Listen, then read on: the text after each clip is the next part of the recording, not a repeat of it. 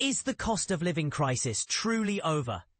Economists seem to think so, but for many Australians, the struggle is far from finished.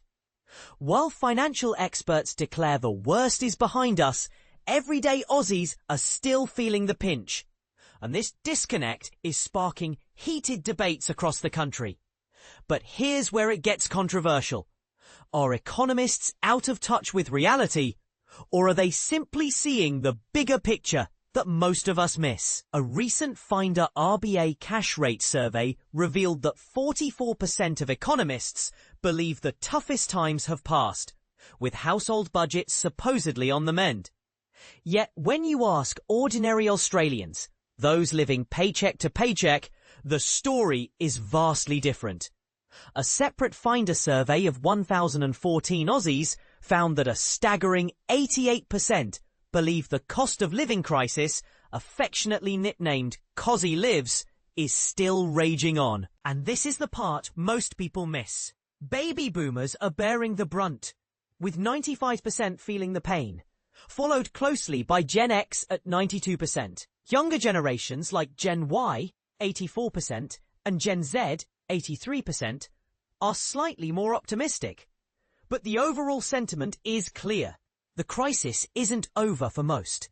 Graham Cook, Finder's head of consumer research, sums it up perfectly.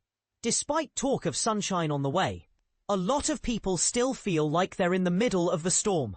He highlights that older generations, often on fixed incomes, are particularly vulnerable to rising costs and falling interest rates. Is it fair to expect retirees to tighten their belts further when experts seem to live in a different financial reality? Cook advises households to focus on what they can control: switching providers, cancelling unused subscriptions, and reviewing spending habits.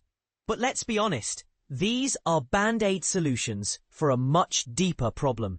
Can small adjustments really offset the massive financial pressures Australians are facing? The perception gap between experts and the public is nothing new, but recent comments from public figures have poured fuel on the fire. Take NSW Housing Minister Rose Jackson, who suggested renters could find a two-bedroom apartment in Sydney for a couple of $100 a week. Seriously. Unless she's got a time machine set for 1999, that's simply not realistic. Similarly, RBA Governor Michelle Bullock's decision not to lower interest rates, despite a third of Australians paying off mortgages, has left many scratching their heads. Are these leaders truly in touch with the struggles of everyday Australians, or are they operating in a financial bubble? Cook acknowledges a healthy divide between economists and the public, noting that experts rely on macroeconomic data, while consumers speak from personal experience. But here's the kicker. Does relying on data make experts more informed, or does it blind them to the human cost of economic policies? The Finder survey shows that South Australia, 93%, Queensland, 92%, and New South Wales, 86%, are the most pessimistic about the cost of living.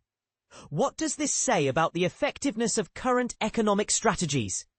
As interest rates begin to drop and homeowners save an average of $300 per month, renters are left wondering why these savings aren't being passed on.